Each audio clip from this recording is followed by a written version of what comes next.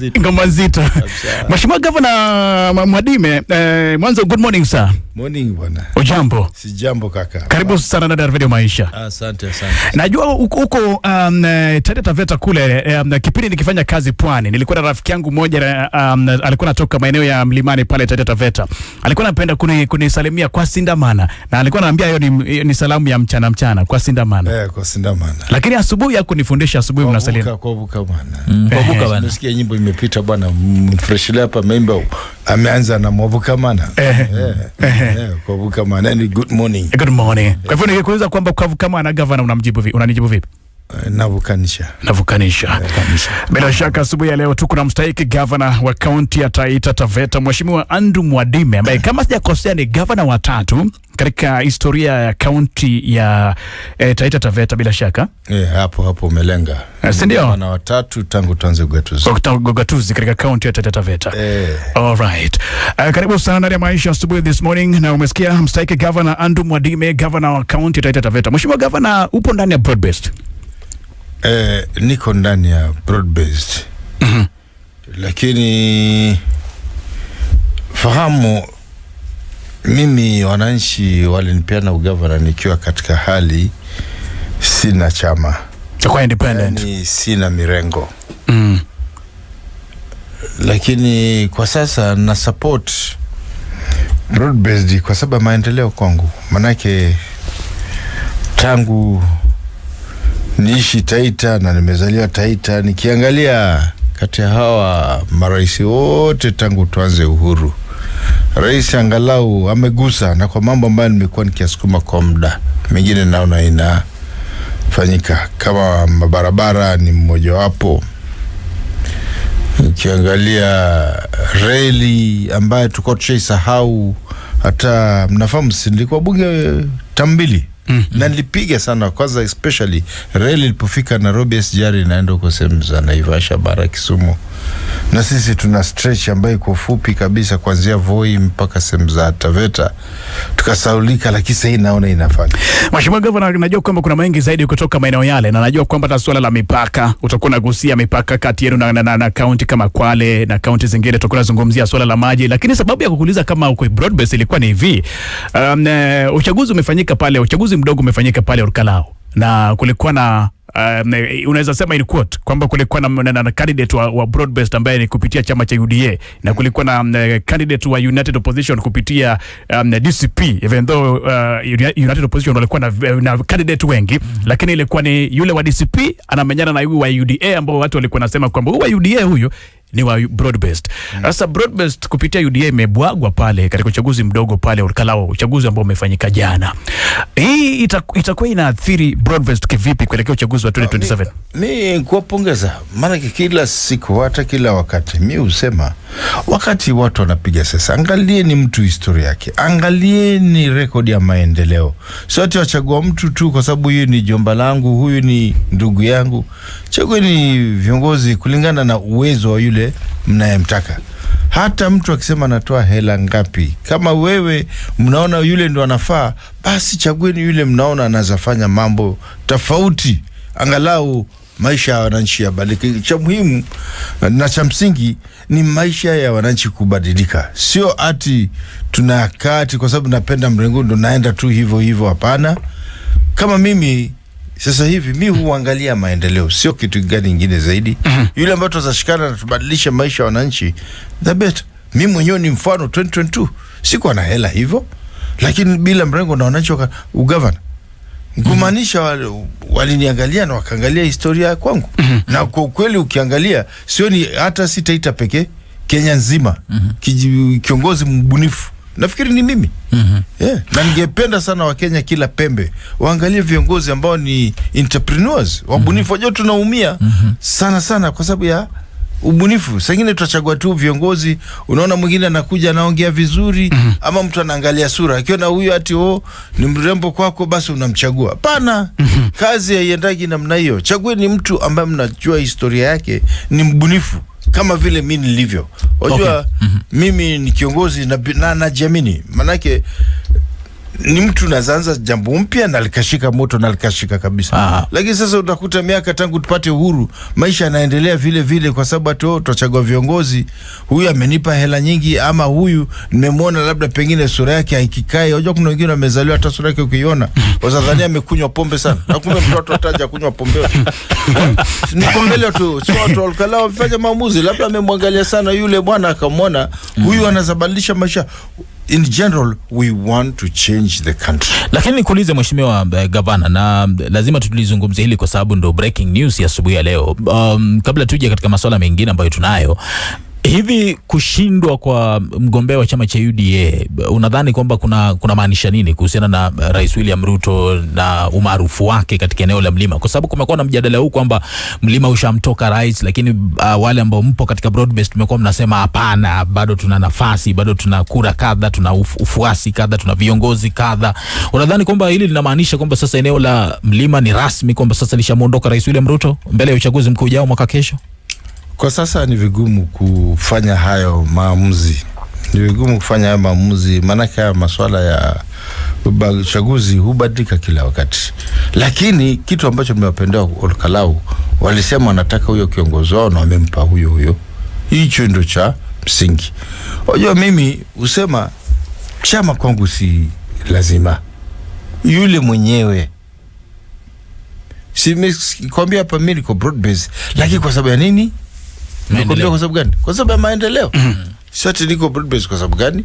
Na tena mfahamu yule bwana, hata watu wa Olkalau ukiangalia kama alikuwa amefuatilia sana masuala yake na masuala ya shughuli zake alikuwa anafanya, walikuwa shafanya maamuzi kitambo.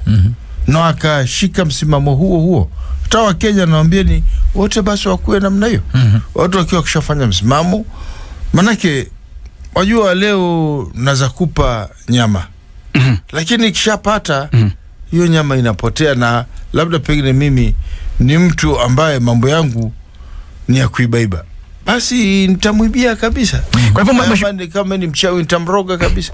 So kitu ya muhimu ni wananchi waangalie mtu hii kusema ati chama nini. Kwangu mimi huwa vyama si vinabuniwa na mwananchi kama wewe. Kuna tofauti gani chama na yule mtu mwenyewe, yule watu wamemfu? Kwanza in fact wa Kenya wote sahi sana ukiangalia wanaenda kwa mtu. Wengi mishasikia wakiongea hapa na pale, wanaenda kwa mtu, sio ati kwa sababu ya chama fulani. Pana na kumbuka mimi mwenyewe 2022 si nilikuwa chama ya ODM na nikaondoka na nikaenda mirengo ambayo jalalia chama chochote kwa independent, na wananchi wenyewe wakani. Inamaanisha nini? Wakenya sasa hiyo wamekomaa, wanaendelea kukomaa. Okay. Swali moja tu pale, na hili swala nimelisikia sana kutoka kwa nyinyi wana broad based, kwamba niliingia katika serikali ndio watu wangu wapate maendeleo.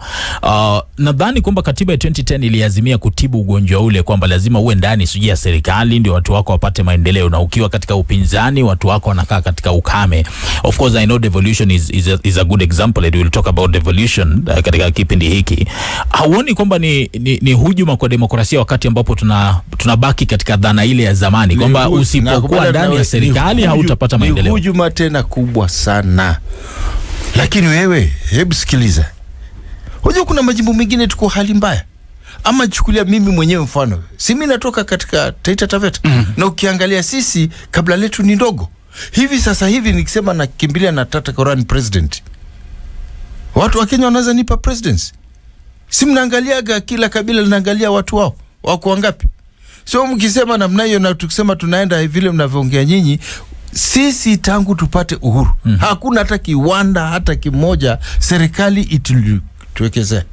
Ukiangalia sasa hivi tena baada ya ugatuzi watu wanasema kura moja shilingi moja. Nafahamu kama kuna viwanda watu wote watatoka kutafuta makazi kwingine huko. Na eneo letu ni kubwa. Kenya nzima tabu ya nyama mbuga pori na binadamu over 70% ni Taita na Taveta. Kuna kitu yote tunapata. Sasa tukisemea mahali tulikuwa tunaelekea, wananchi walikuwa shanza atakuza mashamba. Unakuta shamba ekari moja la uzo 10,000. Ni kwa sababu people are desperate, wanataka kupeleka watoto shule. So we have to bail up the situation right now in Taita Taveta. Nikiona kokote nazapata chote, I have to go to that direction so that we bail out our people, alafu in future tukishatengeneza hizi mavyonda ndio tutakuwa na msimamo wa sawa. Manake tukisema tunaendelea vile tulikuwa tunaendelea sasa hivi Wataita na Wataveta wangeuza mashamba yote. Hata saa nyingine nashangaa mimi naanzisha kiwanda mahali ambapo hicho kiwanda kimenunua shamba pale na kinawekeza 11 billion, alafu wengine wanasema tu nimeuza shamba. Na hali hapo kuna watu tayari walikuwa washaanza kununua kabla hicho kiwanda, wanauza eka moja 12,000. Kuna mtu mimi namfahamu. Lakini hawa wakatera wakabageni wakauza kwa 100,000 kwa eka. Na sasa hivi kiwanda kinaisha tena, watu wanaandikwa makazi. Sasa hivi ukiangalia hiyo land plot ya 50 by 100 sasa imeenda mpaka 500,000. So my friend, kuna kwingine lazima tuwe tofauti. Manake Kenya mkiwa wengi, serikali ndio huangalia pale kuna kura, maendeleo yanapelekwa kule. Sisi vile tuko wadogo pale, lazima tupambane na hali yetu tofauti. Ndio maana unakuta mimi lazima niangalie ni wapi nazapata. Sasa hizi tunapata stadium, hatungepata hiyo. Ukiangalia reli, sisi kwa zinajengwa zote tulikuwa na, lakini sasa hizi tunaiona mabarabara, na unajua pale mabarabara topology iko mbaya. Sasa hizi tumeanza kuona mabarabara. So my friend, nikipata mwanya hata kidogo, I'll never even waste my time. I'll jump over it, watu wangu wafaidi, na tukishajisimama sasa kidete. Kama sasa hii maji ni tatizo kubwa. Kwanza hilo swala niko nayo karibu kuyamaliza. Kwanza mheshimiwa, hilo swala la maji, naona jumbe ziko nyingi hapa zinaulizia swala hilo la maji, tulikuwa nakuja kwa hilo. Lakini katika hapo penye upo mheshimiwa Governor Mwadime, ukiangalia ni kweli kwamba kuna maeneo ambayo kwa kweli kwamba kwa muda mrefu katika ukiangalia katika historia yetu ya taifa kwamba wapo viongozi wamekuepo na marais wamekuepo katika taifa hili, lakini kuna baadhi ya maeneo ambayo kweli yameonewa. Na hata ukiangalia hata kaunti ya Lamu wenyewe pia ukienda, kuna sehemu hata hawajaiona lami inakaaje ukienda katika kaunti ya Lamu. That's a true story. Lakini mheshimiwa Governor, mtu atakuwa anajiuliza kwamba si haya tu ni maonevu tu kwamba kuna watu fulani wanaonewa tu for no good reason. Kwa sababu mheshimiwa Governor, just a minute Governor. Just a minute Governor. Ikionyeshwa kwa muda mrefu, tayari inakuwa kama ndio happen namna hiyo. Kwa sababu unajua mheshimiwa Governor, kila mmoja analipa ushuru katika taifa hili. Na by virtue kwamba unalipa ushuru na wewe ni Mkenya mzaliwa wa taifa hili, unafaa kwamba mtu wa sehemu fulani akipata maendeleo, na nyinyi hata kama mko wachache, na nyinyi muleteni maendeleo kulingana na venye mko. Wewe mwenyewe mali ulipo sasa hivi, sijui kwenu ni wapi, sijui. Nikisema sasa nasimama rais na mtu wa kwenu ametoka kule rais, utanipa mnapeana mtu wa kwenu? Hivi kama wewe ndio umequalify na kupa. Imeoneshwa na Wakenya wote na ni tabia ambaye iko na Wakenya wote. So my friend, lazima we have to behave a little bit unique. Unless tuanze kufanya kama vile Walkala wamefanya, wamesema huyu ni mzuri na wanamshika mkono. Lakini vile Wakenya sisi tulivyo na vile unavyoongea, sisi tutabakia kwa maendeleo nyuma kabisa. Manake mtu akishapata kule juu sana huangalia hapa iko idadi na watu wengi. Na sasa nasema ati ni huyu rais kidogo si ndo ametuangalia. Ukiangalia watu wale wa nyuma, hata huyu unasema huyu ambaye ni kinara wa DCP, siku na wakati nakumbuka kulikuwa na sherehe pale Ngong, hilo jambo la kusema shares zenu ziko wapi. Mimi nilikuwa ni mmoja wapo na tulikuwa na mbunge wa Undanyi akituambia nyinyi mkupigia shares. Kuna zero ni ndogo. Usipompigia pia mambo ya shares. Na ukiangalia maendeleo tangu zamani imekuwa ikienda mali kidogo. So my friend, is hii mimi naangalia ile mwanya kidogo. Makio mia tena a serious mathematician. Na mimi ni mbunifu, nikiangalia jambo kidogo tu ndio maana Taita na Taveta tunaibadilisha. And I don't care about any leader. What I care most ni maendeleo ya watu wetu. Lakini mheshimiwa Mwadime, na kuna hili swali ambalo umemtaja Rigathi Gachagua, kuna wakati ameibua joto jingi sana akizungumzia viongozi kutoka kaskazini mashariki ya nchi, hasa zaidi magavana. Sasa niliona pale Ngong, mimi mwenyewe wakati wa sherehe fulani pesa fulani akasema Mwadime hata alitaja kwamba shares yenye hamna shares. Sasa seriously ni ukweli. Sasa ni ukweli alisema hilo, si kwamba ni ukweli alisema hilo. Lakini mheshimiwa Gavana, najaribu kujiuliza, devolution wakati ilikuja mwaka 2000 ilikuwa na malengo matamu, katiba ya 2010 of course kutekelezwa kwake ni 2013. Magavana mmekuwa mkipokea mabilioni ya fedha Kwa hivyo huoni kwamba ni jambo la kusikitisha kwamba governor bado anasema kwamba lazima aweze kuimba wimbo wa broad based ndio watu wake wapate maendeleo, wakati ambapo kuna mgao wa mabilioni ya fedha. Mwasema magovernors wanapokea mabilioni. My friend, I wish ungevaa kile kiatu nimekivaa. Ile hela kama kule Taita na Taveta inakuja hivi sasa hivi, nataka wafanyikazi wengi sana kwa jimbo lile. Jimbo liko pana, pesa ikija kushalipa mishahara, my friend, mambo mengi yanapo. Saa hii ndio ninang'ang'ana kwa on source kwa kuleta viwanda. Unajua mkisema mabilioni kuna mishahara iko hapo, kuna nini iko hapo. My friend, hiyo hela ni kidogo. Wangesema hivi, pesa fulani katika ugatuzi Kenya nzima wangetenga kama ni bilioni 400 kila jimbo 47 ipatiwe pesa mgao sawa. Alafu ndio waweke kama vile Nairobi kuna watu wengi katika hospitali, waweke pesa nyingi kwa madawa hospitali kama vile Kisumu, Mombasa. Lakini vile una mfumo upo huu, kwanza ndio unanyanyasa. Lakini Mwenyezi Mungu, kwa sababu tunazimanage sisi wenyewe na tumeanza kuleta viwanda, utashangaa sana hata serikali ya Kenya nzima tutaweza kuikopesha kwa muda. So long as Taita na Taveta wanipe subra tu. Swali la moja kwa moja, tangu uchaguliwe 2022 hadi sasa, ni mambo gani mawili ambayo unaweza kusema kwamba umeweza kuyafanya kupitia kwa mgao ambao umekuwa ukipokea kutoka kwa hazina ya kitaifa kwa ajili ya wakazi wa Taita Taveta? Mambo mawili makuu, inaweza kawa kiwanda, mradi mkuu.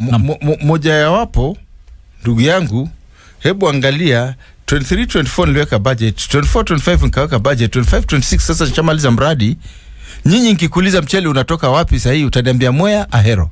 My friend, Mwea iko just about 35,000 acres. Ahero is just about 10 to 19,000.